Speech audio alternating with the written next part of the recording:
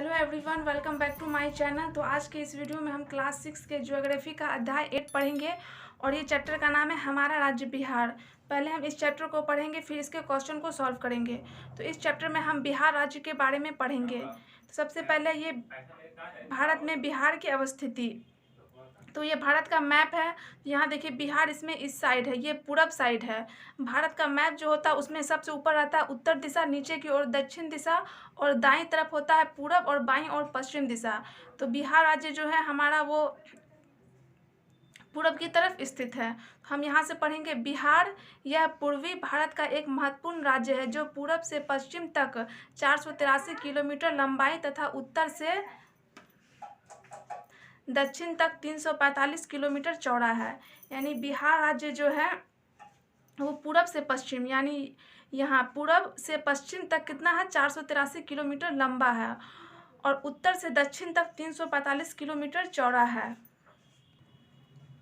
बिहार के उत्तर दिशा में नेपाल देश, पूरब में पश्चिम बंगाल, दक्षिण में झारखंड तथा पश्चिम में उत्तर प्रदेश राज्य है। सड़कें और रेल लाइनें अपने राज्य को पड़ोसी राज्यों से जोड़ती है। यानी कि इसमें दिया गया बिहार के चारों दिशाओं में कौन कौन से है, तो ये भी आपको अच्छे से याद कर लेना, ये बहुत इंपॉर्टेंट है। तो नेक्स्ट हम पढ़ेंगे प्रशासनिक सीढ़ियाँ। बिहार को प्रशासनिक सुविधा के लिए 9 प्रमंडलों और 38 जिलों में बांटा गया है। एक प्रमंडल में कई जिले होते हैं और जिलों में अनुमंडल होते हैं। तो प्रमंडल के अंदर जो होते हैं वो जिले होते हैं, तो ये आपको याद रखना। 9 प्रमंडल है बिहार में, प्रमंडल के अंदर जिले होते हैं और जिले के अंदर क्या होते हैं, अनुमंडल होते हैं। इन अनुमंडलों में कई प्रखंड होते हैं। ऐसे प्रखंडों की संख्या 534 है। यह प्रखंड कई पंचायतों से मिलकर बने होते हैं। तो ये चैप्टर बिहार के बारे में, इसीलिए इसमें हम लोग कुछ बिहार के बारे में थोड़ा ज़्यादा जान लेंगे। तो आपको ये सब जानना बहुत ज़रूरी है, तो मैं यहाँ कॉपी में लिख दी हूँ, इसे आपको अच्छे से याद कर लेना है। जिला बिहार में टोटल 38 है। जनसंख्या के आधार पर सबसे बड़ा जिला पटना है। यानी बिहार में जो सबसे बड़ा जिला कौन है, पटना, जनसंख्या के आधार पर, यानी वहाँ की जनसंख्या बहुत ज़्यादा है। जनसंख्या के आधार पर सबसे छोटा जिला जो है वो क्या है, शेखपुरा है। क्षेत्रफल के आधार पर सबसे बड़ा जिला पश्चिम चंपारण है, यानी पश्चिम चंपारण की क्षेत्रफल ज़्यादा है। और क्षेत्रफल के आधार पर सबसे छोटा जिला है वो है शिवहर। और 2005 के अनुसार, यानी 2005 की सूची के अनुसार 9 प्रमंडल यानी कमिश्नरी है बिहार में। 101 अनुमंडल है, 534 प्रखंड है, 8,471 पंचायत है और 45,103 गाँव हैं। तो ये आपको अच्छे से याद कर लेना है। अब हम पढ़ेंगे बिहार की जलवायु के बारे में। जलवायु बिहार के पूर्व में गर्म और आर्द्र जलवायु एवं पश्चिम में गर्म एवं शुष्क जलवायु मिलती है। यहाँ की जलवायु मानसूनी है। यहाँ मुख्यतः 3 ऋतुएं होती है, ग्रीष्म, वर्षा, शीत। ग्रीष्म मीन्स हुआ गर्मी का मौसम, वर्षा मतलब बारिश का मौसम, शीत मतलब ठंड का मौसम। तो गर्मी का मौसम के बारे में हम पढ़ेंगे। कैसे पता चलता है कि गर्मी आ गई, जब हाट बाजारों, घरों, यात्राओं में ककड़ी, खीरा, तरबूज, कुल्फी, लस्सी, शरबत, पंखा, कूलर, घड़े, सुराही की मांग बढ़ जाए, तब समझिए कि गर्मी का मौसम आ गया। होली के बाद से ही गर्मी पड़नी शुरू हो जाती है, जो जून तक पड़ती है। यानी होली समझिए मार्च से लेकर जून तक बहुत ज़्यादा गर्मी पड़ती है। इस दौरान धूल भरी तेज हवाएं एवं आंधियाँ चलती है, जिसे लू कहते हैं। कभी कभी हल्की वर्षा भी हो जाती है। औसत तापमान 30 डिग्री सेंटीग्रेड रहता है, जबकि गर्मी में तापमान 40 डिग्री सेंटीग्रेड से अधिक हो जाता है। पहले ये चैप्टर को हम अच्छे से पढ़ लेंगे, फिर इसके क्वेश्चन को सॉल्व करेंगे ताकि हमें दिक्कत ना हो क्वेश्चन सॉल्व करने में। पढ़े रहेंगे तो हमें आसानी से क्वेश्चन सॉल्व हो जाएगा। अब हम पढ़ेंगे वर्षा का मौसम। वर्षा ऋतु कब आती है और इस समय हम क्या क्या करते हैं, तो वर्षा के बारे में पढ़ना है। यह मौसम जून के तीसरे सप्ताह से शुरू हो जाता है, जिससे अक्टूबर तक बारिश होती है। बरसात का पानी खेत, नालों, गड्ढों में भर जाता है। यानी समझिए लास्ट जून से स्टार्ट होता है, अक्टूबर तक बारिश होती रहती है। नदियों में उफान आता है, किसान खरीफ फसल बोने लगते हैं। यानी वर्षा के मौसम में जो खरीफ फसल कुछ ज़्यादा बढ़ जाता है, खरीफ फसल के अंदर आ जाता है चावल, गन्ना, कपास, हल्दी, मूंगफली आदि। तो ये अक्टूबर से नवंबर के बीच खरीफ फसल बोया जाता है। दक्षिण बिहार में किसान धान के बिचड़े तैयार करके रोपते हैं।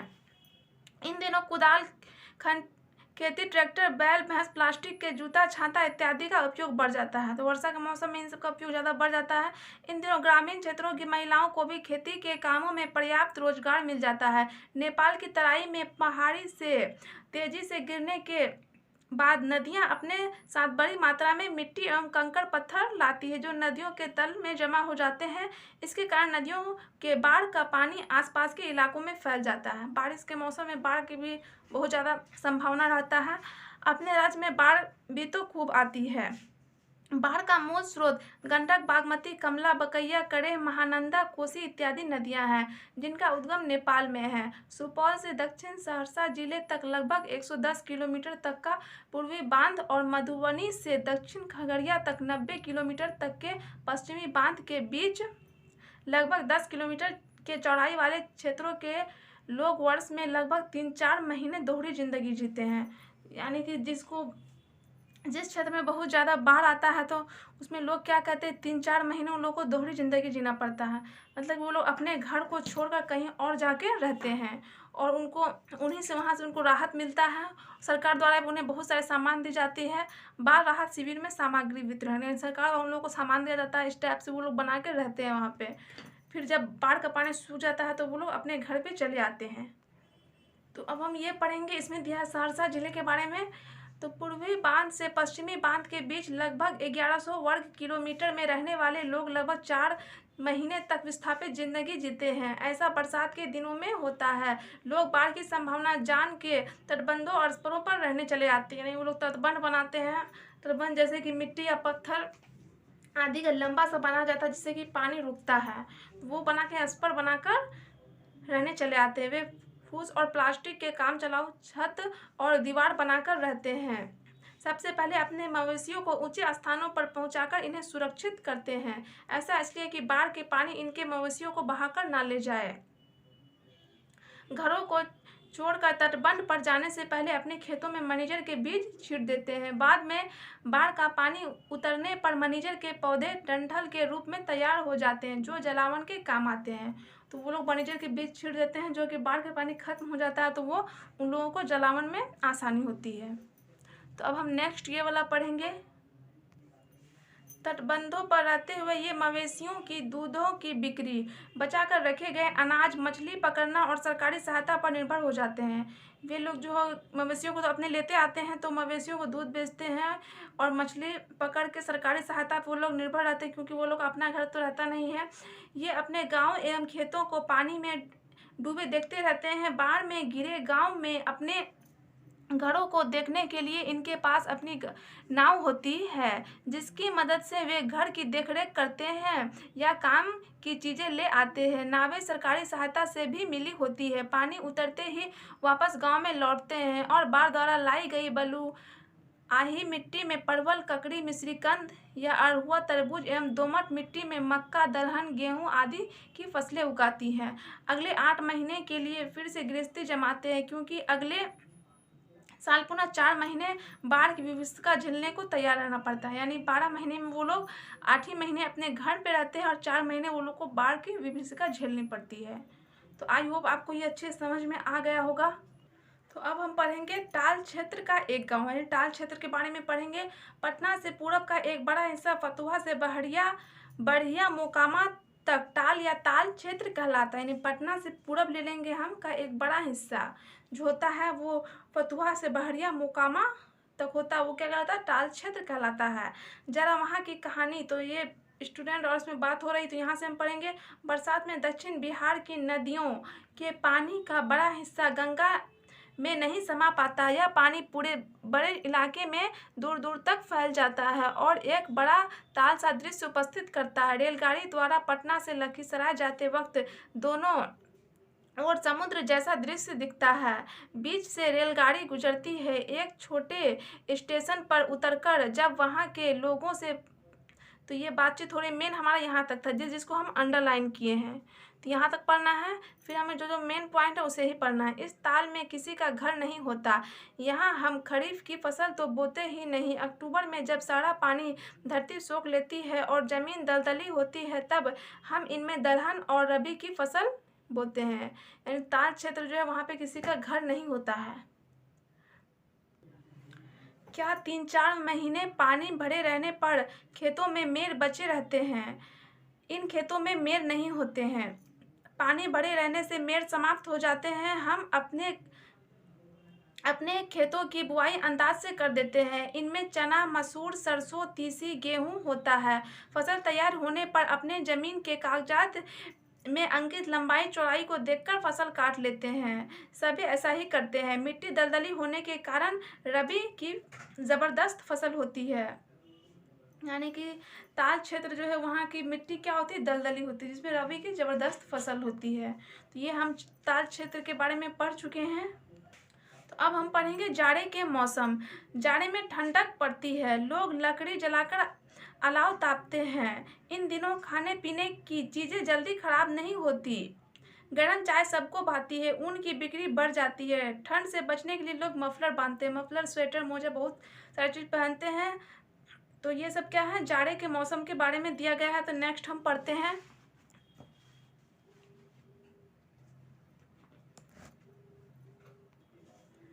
ये सब कितने दिनों तक चलता है? दुर्गा पूजा से सरस्वती पूजा तक, यानी कि अक्टूबर से लेकर फरवरी तक जाड़े का मौसम चलता है। इन दिनों तापमान कम हो जाता है। दिसंबर से जनवरी महीने में शीतलहर चलती है।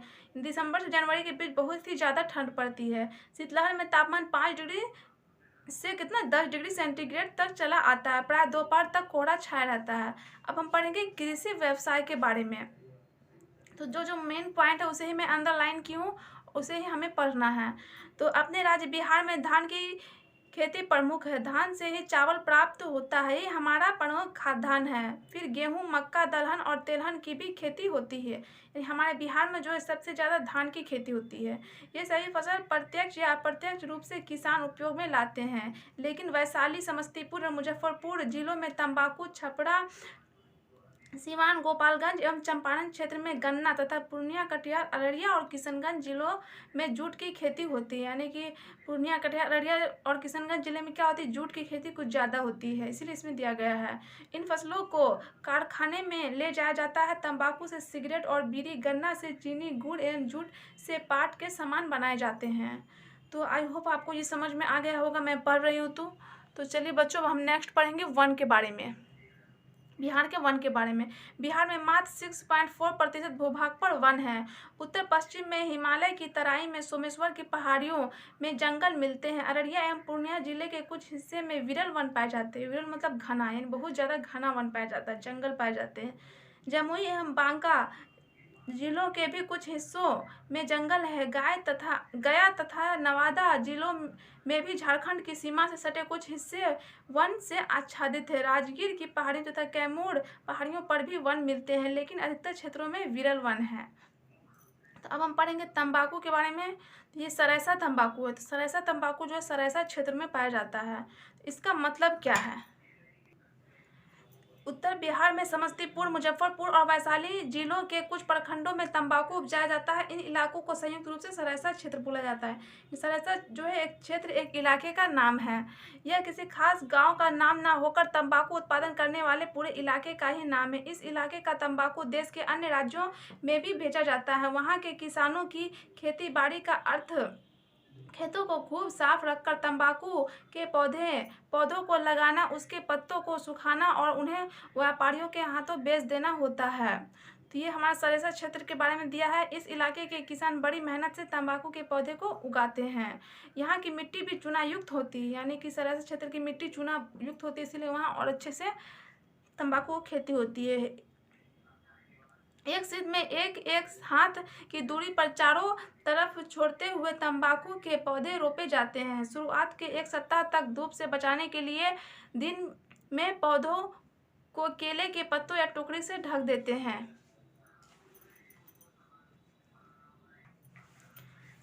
क्यारियां में खरपतवार एवं ढेले बिल्कुल नहीं रहते। तंबाकू के पौधे धीरे धीरे बड़े होकर फैलते हैं। बाद में इन्हीं पत्तों को तोड़कर उन्हें भिंगा कर धीरे धीरे सुखाते हैं और पत्तों को लपेट कर रखते जाते हैं। चूँकि सरेसा इलाके के तंबाकू काफ़ी कड़कदार होती है, इसलिए तंबाकू बेचने वाले सरेसा के नाम का इस्तेमाल तंबाकू को प्रभावशाली बनाने के लिए करते हैं। तो ये दिया है कि किस किस टाइप से वो लोग तंबाकू किस तरीके से बनाते हैं, पूरा डिटेल दिया हुआ है।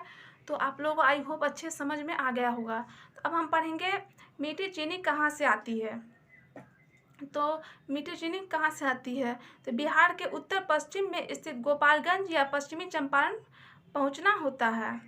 तो यहाँ से हम पढ़ेंगे वहाँ नेपाल की पहाड़ियों पानी बहकर आता है और मिट्टी में चूने का अंश चला आता है। यह मिट्टी ईख की खेती के लिए उपयुक्त है। चीनी मिलों में किसान गन्ने को बेच देते हैं। वे अकेले 100-125 ट्रैक्टर गन्ने बेचते हैं। फिर इन्हीं गन्नों के रस से गुड़ और चीनी बनाई जाती है। चूँकि किसानों के गन्ने खरीदने के लिए मिलें तैयार रहती है और उन्हें नगद पैसा भी देती है, इसलिए यहाँ के किसान गन्ना उपजाना पसंद करते हैं। किसान भी गन्ने की फसल एक ही खेत में 2-3 बार लगातार उपजाकर नकदी प्राप्त कर लेते हैं। चीनी मिलें उन गन्नों से रस निकालकर चीनी बनाती है। तो ये सब दिया है चीनी किस टाइप से बनता है, और फिर यही चीनी बोरों में भरकर बाजार पहुँचती है। छोटे किसान गन्नों की पेराई खलिहानों में ही करके तैयार रस से गुड़ बना लेते हैं। इन गुड़ों की भी बिक्री सहज ढंग से होती है। वहाँ बहुत सारे लोगों को इन चीज़ों मिले में रोजगार मिल जाती है। चीनी मिल में बहुत सारे लोगों को रोजगार मिल जाती है। स्थानीय लोग गन्ने को ढोने के लिए ट्रैक्टर खरीदकर किराए पर देते हैं। गन्ना के उत्पादन से किसानों के अलावा कई लोगों को रोजगार उपलब्ध होता है। तो हम लोग पढ़े चीनी के बारे में। तो बिहार में जो है गोपालगढ़ और पश्चिम चंपारण, इन दोनों जिलों में जो है कि नेपाल की पहाड़ियों से पानी बहकर आता है और जो ईख की खेती के लिए बहुत ही अच्छा है, इसीलिए वहाँ पे चीनी मिलें स्थापित की गई है और चीनी वहाँ बहुत अच्छी ईख की पैदावार के कारण चीनी का उत्पादन होता है। तो चलिए अब हम लोग नेक्स्ट पढ़ेंगे। नेक्स्ट है वन्य प्राणी। तो इसके बारे में अब हम लोग पढ़ेंगे। तो बिहार के वन्य प्राणी के बारे में पढ़ेंगे। बिहार के जंगल में अनेक जानवर रहते हैं। बाघ, भालू, हिरण, बारहसिंगा, नीलगाय और हाथी जैसे अनेक जानवर जंगल में मंगल मनाते हैं। बाघ हमारा राष्ट्रीय पशु है। कभी बिहार के घने जंगलों में बाघ और हाथियों की भरमार थी, लेकिन जनसंख्या के बढ़ने से जंगल कटते गए और जंगली जानवर घटते गए। आज भी पश्चिमी चंपारण जिले के वाल्मीकिनगर अभयारण्य में रात्रि के समय बाघों की दहाड़ सुनाई देती है। यहाँ पर बाघ के अतिरिक्त जंगली सुअर, भालू और हिरण भी बहुलता से मिलते हैं। वाल्मीकिनगर अभयारण्य के अतिरिक्त रोहतास जिले का कैमूर अभयारण्य, नालंदा जिले का राजगीर अभयारण्य, गया में गौतम बुद्ध अभयारण्य और खड़गपुर की पहाड़ियों के बीच अवस्थित भीमबांध अभयारण्य और इसके गर्भ जल के सोते किसी का भी मन मोह सकते हैं। गंगा और सोन नदी के दियारे में उगी लंबी घासों के बीच नीलगायों को दौड़ते हुए देखा जा सकता है। तो ये सब दिया है किस किस में अभयारण्य है, और गंगा और सोन नदी के बीच जो दियारा है तो उनमें नीलगाय भी पाई जाती है। यहाँ सांप की विभिन्न प्रजातियाँ मिलती हैं। इनमें गेहुअन यानी कि कोबरा, करैत, धामिन इत्यादि मुख्य रूप से मिलते हैं। इसी प्रकार बेगूसराय के कांवर झील क्षेत्रों में जाड़े के मौसम में देशी और विदेशी पक्षियों के झुंड देखा जा सकता है। बेगूसराय में जो है कांवर झील, ये बहुत इंपॉर्टेंट है, ये आपको याद कर लेना है। पटना नगर में स्थित संजय गांधी जैविक उद्यान भी जंगली जानवरों को नज़दीक से देखने का एक आकर्षक जगह है। जाड़े के दिनों में पटना के दानापुर सैनिक छावनी के निकट गंगा तट पर साइबेरियन क्रेन यानी कि प्रवासी पक्षी भारी संख्या में प्रतिवर्ष आते हैं। पर्यटकों की सुविधा के लिए सरकार ने यहाँ वॉच टावर बनाने का भी निर्णय किया ताकि लोग इन पक्षियों को सुविधाजनक ढंग से देख सके। अब हमारा इस चैप्टर का लास्ट पॉइंट है जनसंख्या। तो इसे हम पढ़ लेते हैं, अब इसके क्वेश्चन को सॉल्व करेंगे। हमारे देश में प्रत्येक 10वें वर्ष जनगणना होती है, यानी 10-10 साल पर जनगणना होती है। 2011 की ईस्वी की जनगणना के अनुसार बिहार की कुल जनसंख्या 10,38,04,637 है। बिहार से अधिक लोग सिर्फ उत्तर प्रदेश और महाराष्ट्र में रहते हैं, यानी कि बिहार से ज़्यादा लोग जो है कहाँ रहते हैं, उत्तर प्रदेश राज्य में और महाराष्ट्र में।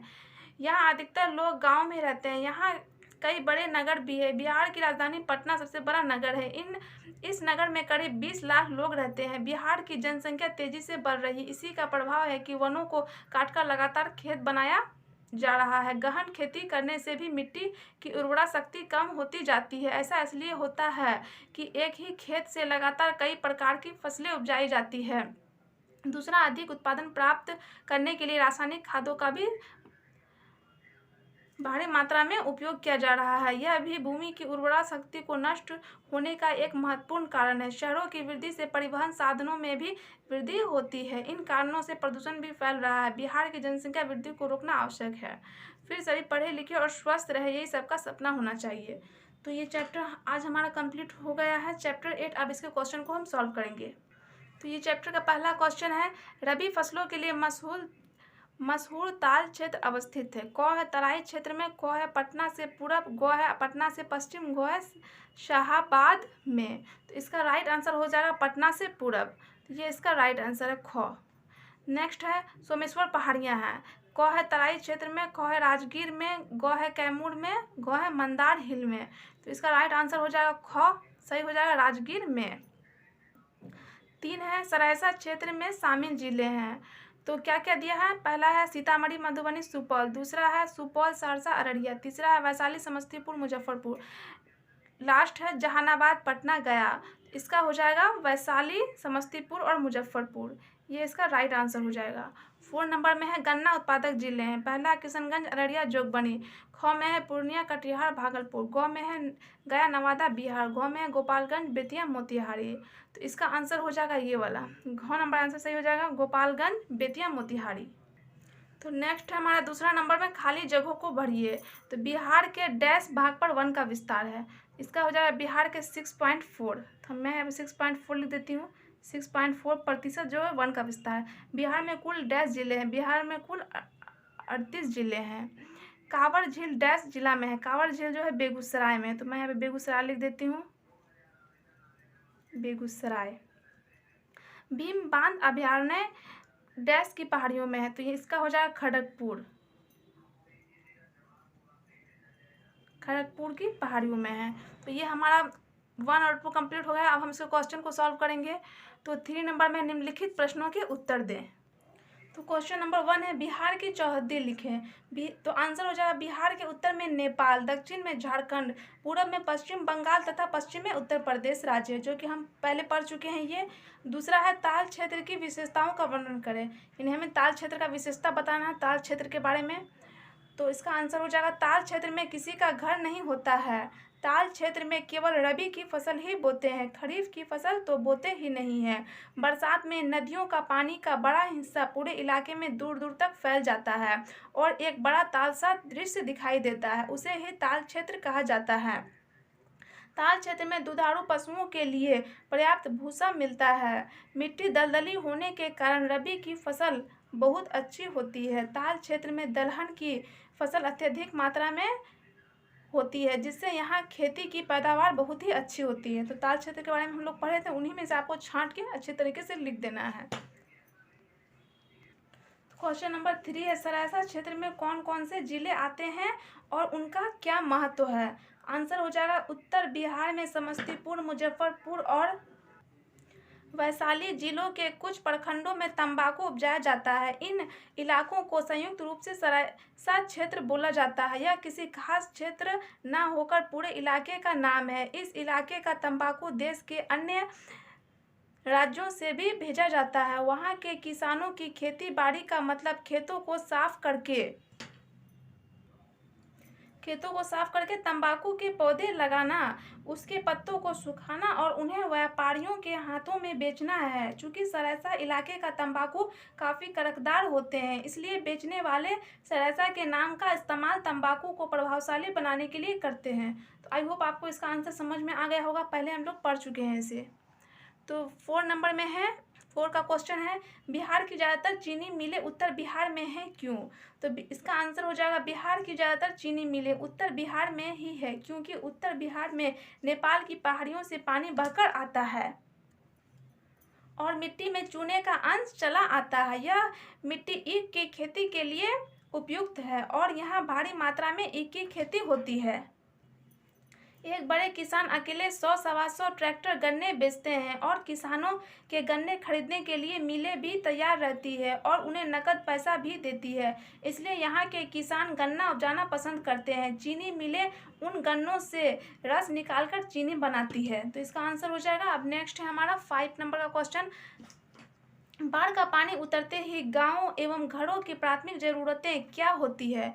तो इसका आंसर हो जाएगा बाढ़ का पानी उतरते ही गांवों एवं घरों की प्राथमिक जरूरत अपने मवेशियों को ऊंचे स्थान पर रखकर सुरक्षित करते हैं। सबसे पहले लोग ये करते हैं, फिर प्लास्टिक एवं फूस के काम चलाऊ छत और दीवार बनाकर रहते हैं। घरों को छोड़कर तटबंध पर जाने से पहले खेतों में मनीजर के बीज छींट देते हैं। बाद में बाढ़ का पानी उतरने पर मैनेजर के पौधे डंठल के रूप में तैयार हो सके। इस तरह वह अपने आप को तैयार करते हैं जिससे वह बाढ़ के पानी से अपना बचाव कर सके। तो ये है बाढ़ की जब आती है तो इनको प्राथमिक ज़रूरतें ये सब होती है। नेक्स्ट है हमारा क्वेश्चन नंबर 6, बरसात में उत्तर बिहार के लोगों को किस प्रकार की कठिनाइयाँ झेलनी पड़ती है। तो इसका आंसर हो जाएगा, बरसात में उत्तर बिहार के लोगों को वर्ष में लगभग 3 से 4 महीने दोहरी जिंदगी जीते हैं। बाढ़ का पानी बढ़ने से परेशान लोगों को अपने घरों को छोड़कर तटबंधों एवं अस्वरों पर रहने के लिए जाना पड़ता है। नेक्स्ट पॉइंट हम लिखेंगे, अपने मवेशियों को बचाने के लिए उसे ऊंचे स्थान पर रखकर सुरक्षित रखना पड़ता है। बरसात में किसानों, गरीब मजदूरों पर अन्न, जल और आवास की समस्या उत्पन्न हो जाती है। नेक्स्ट हो जाएगा, बरसात में अलग अलग जगहों में जनजीवन पर बहुत ही गहरा असर पड़ता है। ये 6 का हो गया आंसर। तो हम क्वेश्चन नंबर 7 को देखते हैं, बाढ़ के बचाव का क्या समाधान है। तो यानी उसका तरीका बोल रहा, बाढ़ से हम किस तरीके से बच सकते हैं। तो इसका आंसर हो जाएगा, निम्न समाधानों को अपनाकर बाढ़ से बचाव किया जा सकता है। पहला, बाढ़ से बचने के लिए हमें अपने घरों को छोड़कर किसी दूसरे स्थान पर सुरक्षित पहुंचना चाहिए। सबसे फर्स्ट काम हमें ये करना चाहिए। नेक्स्ट है हमारा, अपने मवेशियों को किसी ऊंचे स्थान पर ले जाकर रखना चाहिए। अपनी ज़रूरत की सामानों को पहले से ही इकट्ठा कर लेना चाहिए। बाढ़ से बचने के लिए हम लोगों को भूमि अपरदन की क्रिया को रोकना चाहिए। नेक्स्ट है, बड़े बड़े नदियों के जल को मजबूत बांध बनाकर उसकी दिशाओं को बदलकर उससे बचाव किया जा सकता है। तो ये हमारा कंप्लीट हो गया चैप्टर 8 का। चैप्टर 8 टोटल कंप्लीट हो गया इसका क्वेश्चन आंसर के साथ। तो वीडियो थोड़ा लंबा हो गया है, तो प्लीज़ आप लोगों को अगर हमारा वीडियो पसंद आया तो हमारे वीडियो को लाइक करके हमारे चैनल को सब्सक्राइब करके बेल आइकन जरूर प्रेस कर दें। वीडियो देखने के लिए थैंक यू सो मच।